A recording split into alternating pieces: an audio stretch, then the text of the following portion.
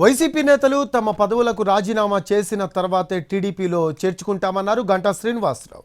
రాష్ట్ర అభివృద్ధిలో పాలు పంచుకోవాలని ఎవరొచ్చినా వాళ్లకు మనస్ఫూర్తిగా స్వాగతం పలుకుతామన్నారు ఆయన.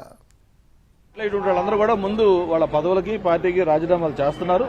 చేసిన తర్వాత ఈరోజు పార్టీకి వస్తా ఉన్నారు. అయితే ఇక్కడ ఒక విషయం మనందరూ కూడా గమనించాలి. మొన్న జరిగిన ఎన్నికల్లో ఒక ల్యాండ్ స్లైడ్ విక్టరీతో కూటమి విజయం సాధించిన తర్వాత ఈ అభివృద్ధిలో మేము కూడా పాలు పంచుకోవాలనే ఒక ఉద్దేశంతో ఎవరైనా పార్టీలోకి వస్తామంటే వాళ్ళని మనస్ఫూర్తిగా వెల్కమ్ చేస్తాం. వైసీపీ మునిగిపోయే పడవ అన్నారు గంటా శ్రీనివాసరావు. టీడీపీలోకి వైసీపీ నేతల వలసలు వరదలాగా ఉంటాయని తెలిపారు.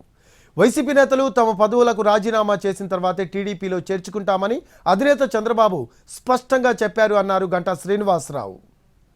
ఎమ్మెల్యేల దగ్గర నుంచి మొత్తం అందరూ కూడా క్యూ లైన్ కడుతున్నారు. ఒక వరదలాగా వస్తామని సిద్ధంగా ఉన్నారు. అయితే ఇక్కడ తెలుగుదేశం పార్టీ ఒక పద్ధతులు లేకపోతే ఒక సిస్టమ్స్ మెయింటైన్ చేస్తాం కాబట్టి ఇక్కడ మా అధినాయకుడు క్లియర్గా ఒక ఈ రూలింగ్ ఇచ్చారు. ఎవరైనా పార్టీలో రావాలంటే ముందు వాళ్ళ పదవులకి రాజీనామా చేయాలి, పార్టీకి రాజీనామా చేయాలి, ఆ తర్వాతనే పార్టీలో చేర్చుకుంటామని చెప్పి ఒక స్పష్టమైన ఆదేశాలు ఇవ్వడం జరిగింది.